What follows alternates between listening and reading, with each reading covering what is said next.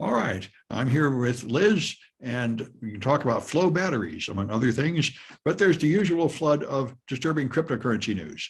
So Amy Klobuchar and a Republican senator have made a bill to try to regulate the cryptocurrency industry, which God knows it needs, but it would also mean it would be connected more directly to Federal Reserve transactions, because it really would be sort of integrating it into the banking system. So some people say this is great, they're going to finally clean up crypto, and other people say, no, you're connecting crypto more closely to the real financial industry, and it's going to drag the whole thing down. So we'll see what comes of that.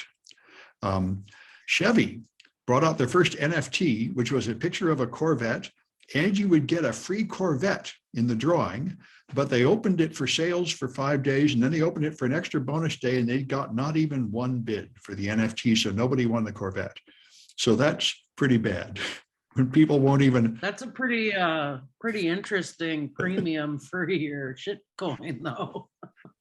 I know, and so the crypto skeptics, people that hate cryptography, which I know a few, have made a special conference just for hating crypto. They're going to have a conference of the crypto skeptics for their first conference coming up later this year. So that'll be. I mean, it's sort of like shooting fish in a barrel right now. Well, yeah, but these are the people who have been screaming about it all along. One of them is David Gerard. Another woman involved is the one that makes Web3 is going just great, which, you know, is a list of crypto fails. So they have other people who are going to get together, have a conference just hating on crypto. So that might be fun. And something I didn't understand until I read this article, China has outlawed cryptocurrency, but they have not outlawed NFTs. In fact, there is a thriving NFT market, but the NFTs are on, I think, the official Chinese government blockchain, which records NFTs but does not allow cryptocurrency. So you have to pay for your NFTs with real money. And interesting. What's that? That's interesting. Yeah, and they are, so you can't have to pay with real money, and they are trying to discourage speculation, although apparently not entirely wipe it out. So anyway, they do have NFTs there, and they just found 42,000 counterfeit financial apps, which are fake investment schemes, often claiming to be authorized by the government when they aren't. And they've taken them down. They say fraud still runs rampant in online investment schemes in China. They haven't got them all. And they're trying to limit live streamers. Apparently live streamers are really, really big in China, bigger than they are in the West. They're a main way people get news and stuff, and they are now trying to crack down on them. So they passed like they have like a code of conduct with 42 things you can't do, trying to get them to stop saying forbidden things like everything else in China. You know, they very much don't want to be America, where you have conspiracy theories and anti-government theories and everything promulgating.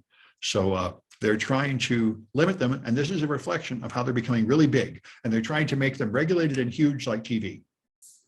So anyway. Yeah, I saw an interesting documentary, well, like sort of an interesting piece on that on YouTube, where they are basically importing fake influencers, social media influencers, and then taking them on these sort of ridiculous tours where they have these minders, and essentially they're like, you know, walking around a marketplace and showing like you know, Muslim areas of the city and saying like, oh, see, there's no persecution of Uyghurs here, that's just all poppycock, like none of that's going on. It reminds me of the tours I've read about of North Korea. Yeah, exactly. That's what it sounded like. That's what it seemed like to me too. And Jane Fonda in Vietnam, you know. Well, anyway, you got the Chinese news too, the billion Chinese citizens. Yeah, so this was kind of an interesting story that came out over the weekend about a data leak where a data breach where a hacker had claimed to have stolen the personal info of a billion Chinese citizens from a Shanghai police database, which is pretty interesting. In this article, they were trying to sell it for about 200 grand worth of Bitcoin, and there were some journalists who had gotten a hold of the dump and tried calling some of the phone numbers, which I thought was interesting because it said that some of this data went all the way back to 1995. And it was kind of mind blowing that some people would still have the same phone numbers going back that far. But apparently they confirmed that some of the people were actually the people listed. So that's pretty wild. And people are saying it's the biggest cyber security breach in Chinese history. I don't know if that's true or not, but it is pretty sobering. That's a lot of records, a lot of data. So it appears to be real then. Yes. Yeah, well, yeah. Well, okay, that's And I mean, the biggest, I would think. How big can it possibly be? Well, I mean, 1 billion records is pretty intense, especially considering there are like 1.4 billion people living in China. So That's what I was thinking. that's most of your. It can't get much bigger. Yeah, that's most of your population, which you have to consider that you get into Chinese police databases without necessarily having committed a crime. Like when we went to China, the police had all our info week to week. They get every report or every hotel you stay at as a tourist reports you to the local police and stuff like that. So. Well, yeah, but we're like highly dangerous, suspicious American people, Totally, but that my point is that there are a lot of folks who end up in those databases that didn't commit any crimes either. Well, not any crimes yet. Anyway. Well, all right. And then I got the ones I thought was the best, flow batteries. An interesting idea. What flow batteries are is a whole different way of storing electricity. You take vanadium and stick it in a solution like a salt or something, and vanadium has 4 pluses in the ions, and you pump you charge it. So some of the vanadium goes down to 3 pluses and some of it goes up to 5 pluses, something like that.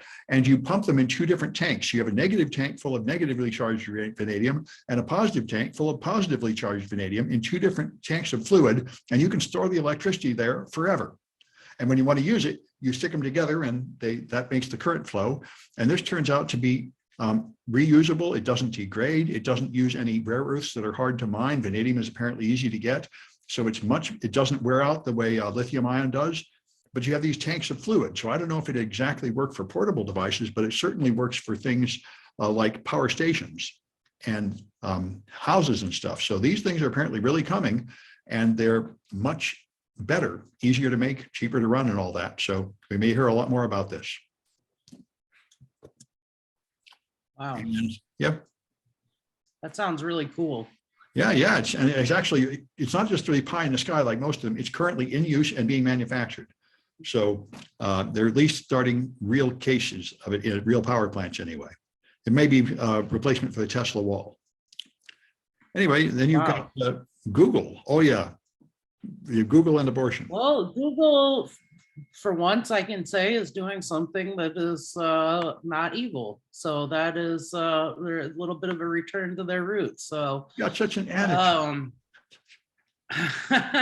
Well, I'm credit where credit is due. This time they're doing something pretty good. They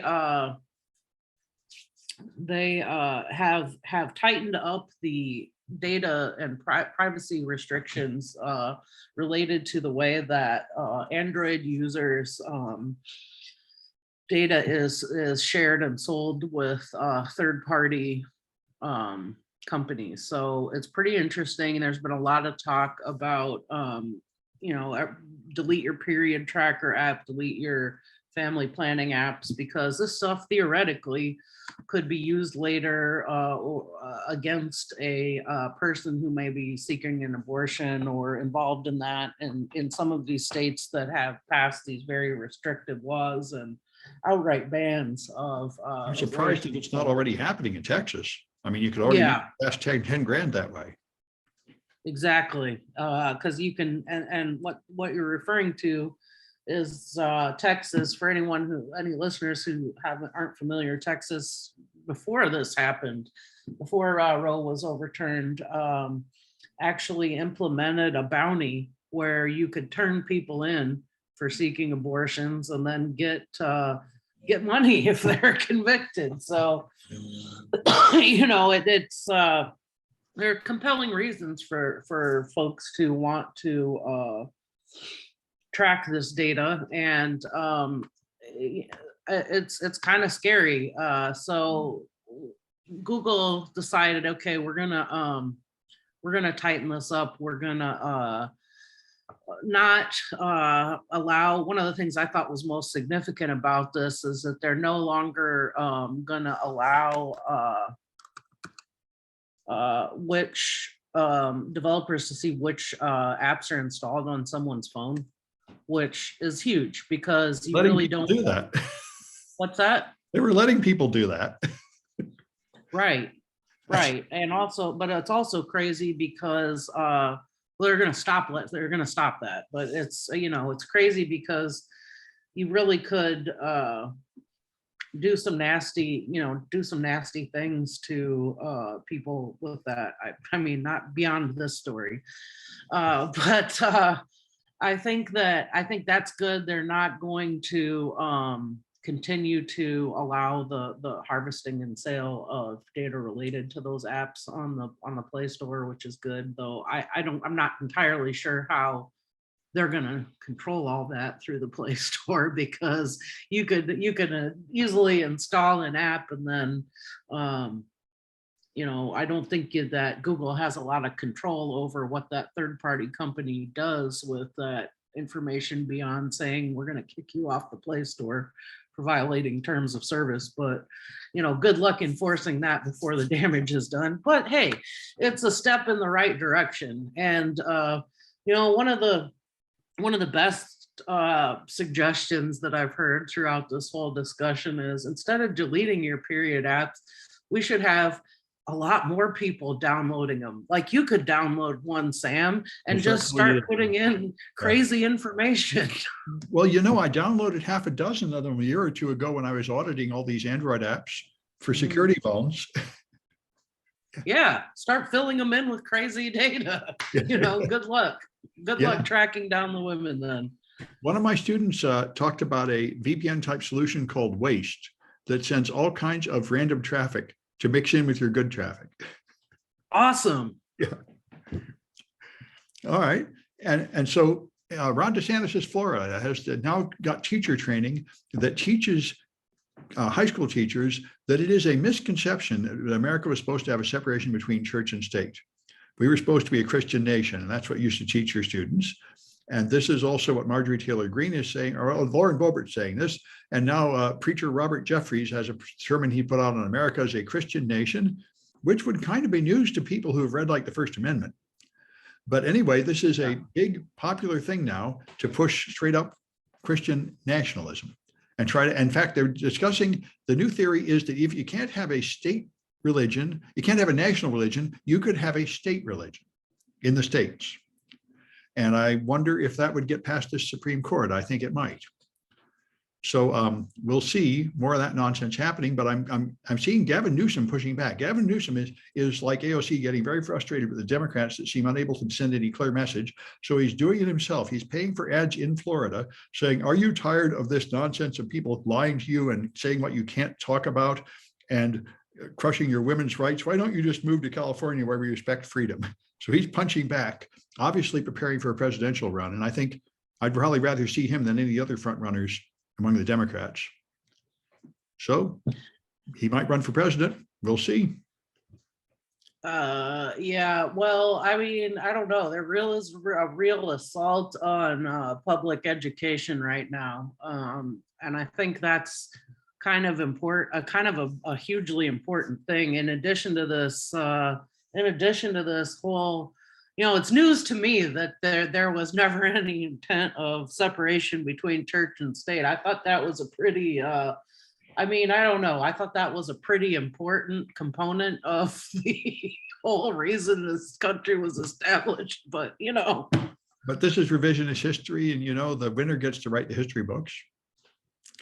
Yeah, I mean, it's a slippery slope too, because, you know, maybe I feel like these folks are so myopic that all they can see is Christianity, but, you know, What about what about if there are enough people who get fed up with this crap and decide that they want the state religion to be the Church of Satan? I mean, Well, I've heard a get lot of behind people say that. that after the Supreme Court ruling that the guy was able to make his football players pray, people said, well, now that we can do that, let's have prayers to Allah and prayers to Satan and see if that'll all fly too.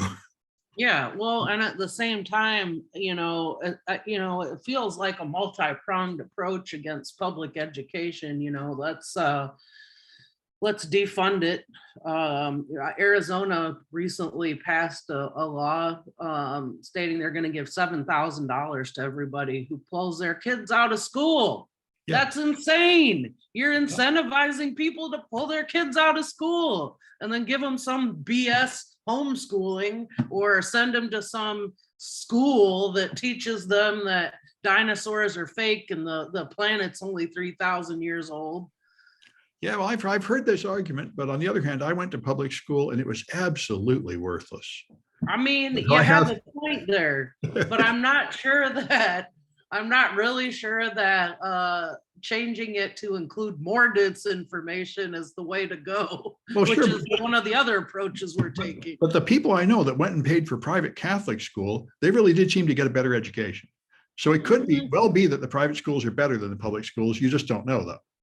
I don't know, maybe. The private schools in my area growing up in the Midwest were not necessarily better. The kids at the private school just had more expensive drugs than the kids at the public school. Yeah, well, that's an issue. Yeah, that's the problem. You don't know. Anyway, let's hear about the telecom service. Yeah, so along with the prices of everything else, telecom executives are rubbing their palms together like cartoon villains so that they can raise the prices on all of their services. And so expect your internet access to go up. Basically the only three telecom providers, are cell service providers we have, AT&T, T-Mobile, and Verizon have already or are in the process of raising their rates and plan to raise it further. So great.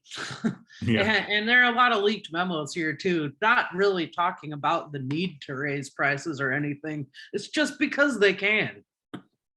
Yep. This is how inflation works, right? Once people just start rising prices because they can and wages because they can, it just spirals. Yes. Yeah. And the last one I saw was a Microsoft story. In the UK, Microsoft is now telling people they cannot sign up for Azure anymore because they ran out of Azure space, because they have a limited supply. They can't put up new servers because of the chip shortage. And they just offered free Azure cloud hosting to the entire government of Ukraine. And that used up all their available European Azure. So for the time being, they are not accepting any new customers until they can build more servers, which will be a while. This happened before. They've hit the peak on Azure a few times, I think. Microsoft's had trouble scaling up to meet the demand because it really is a very good service. It sure has improved a lot in the last 7 years. And I think it's making a ton of money for them. So I'm sure it is. Yeah. Yeah, over time, I mean, I can see them getting their bulk of their revenue over that. And the other thing is now after they've won that DoD contract a couple of years ago, that's going to drive up their I imagine our government's using a whole lot of that available real estate. That was the Jedi contract. I think that might have got canceled or delayed. Did it? Yeah, I think they're still fighting over whether it's going to be Amazon or Microsoft. And I think to where they finally just canceled the whole thing. Wow, really? They were both suing back and forth. It was last I heard, I think it was they just canceled the whole thing. They're going to have to make a new version. So what are they using now? I think not cloud servers yet. Wow. But I'm not really sure. Well, I mean, that would be about the pace of government contracts. All right. Well, I think I'm going to stop this one and we'll be back on Friday. Let me find my link. There we are.